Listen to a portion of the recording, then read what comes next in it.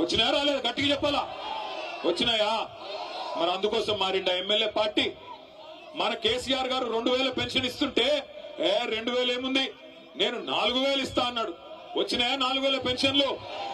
వచ్చినాయా? మరి అందుకోసం మారిండా? దేనికి మారిండు?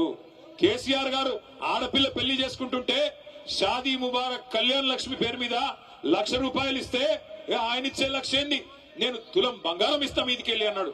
వచ్చిందా తులం బంగారం? వచ్చిందా రాలేదా? మరి దానికోసం మారిండా?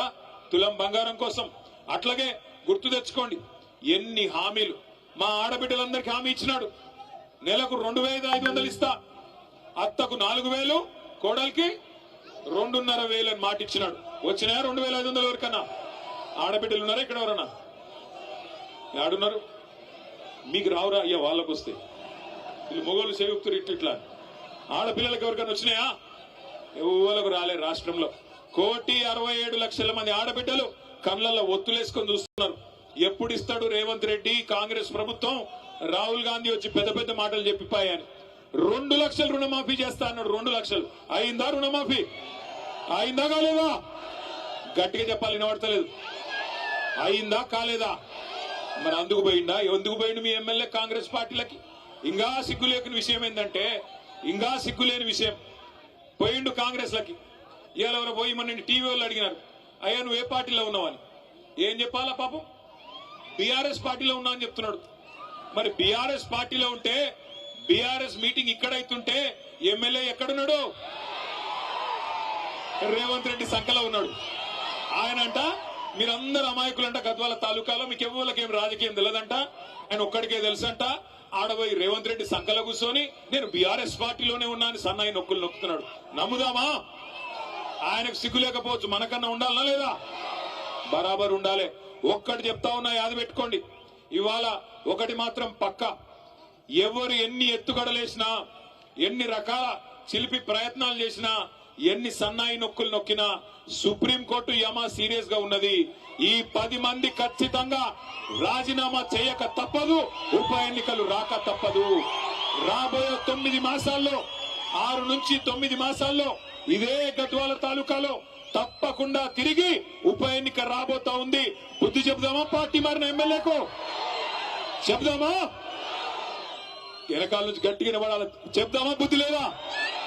మళ్ళా కేసీఆర్ గారు ముఖ్యమంత్రి కావాలన్నా అవుతా? కావాలా? కావాలంటే నేను మిమ్మల్ని కోరేది ఒకటే, దయచేసి పెద్ద పెద్ద నాయకులు పోయిండొచ్చు కాక, కానీ ఇవాళ ఒక్కొక్కరుగా మన నాయకులు శక్తివంతంగా పనిచేస్తా ఉన్నారు. ఇక్కడ హనుమంత్ నాయుడు గారు బ్రహ్మాండంగా పనిచేస్తా ఉన్నాడు. ఇలా కేశవన్న పనిచేస్తున్నాడు, తమ్ముడు విజయ్ పనిచేస్తున్నాడు. అట్లాగే మనోళ్ళందరూ కూడా కూడగట్టుకొని, శక్తి కూడగట్టుకొని ఇప్పుడు వెంకటేశ్వర రెడ్డి గారు జాయిన్ అయినారు. ఇంకా చాలా మంది నాయకులు, మా అంజన్ గౌడ్ ఇక్కడే ఉన్నాడు, ఇంకా చాలా మంది నాయకులు కష్టపడి పనిచేస్తా ఉన్నారు.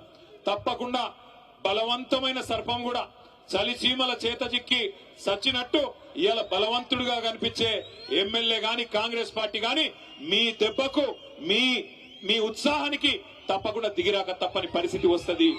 ఇవాళ గద్వాలలో అడుగుపెట్టిన నాటి నుంచి ఇక్కడ దాకా, అడుగుపెట్టిన కాడి నుంచి ఇక్కడ దాకా చూస్తే తప్పకుండా ఉప ఎన్నిక రావడం ఖాయం. అందులో మళ్ళొక్కసారి 50,000 ఓట్ల మెజారిటీతో తప్పకుండా మళ్ళీ గులాబీ జెండా ఎగరడం ఖాయం అనిపిస్తా ఉన్నది. ఒక్క మాట దయచేసి మీరు ఆలోచించాలని చెప్పి కూడా నేను కోరుతా ఉన్నా. 22 నెలలు అయిపోయింది, ఇంకొక నెల 15 రోజులు అయిపోతే 2 ఏళ్లు నిండిపోతుంది. ఏం చేసింది కాంగ్రెస్ ప్రభుత్వం? ఎవరికి సాయం చేసింది?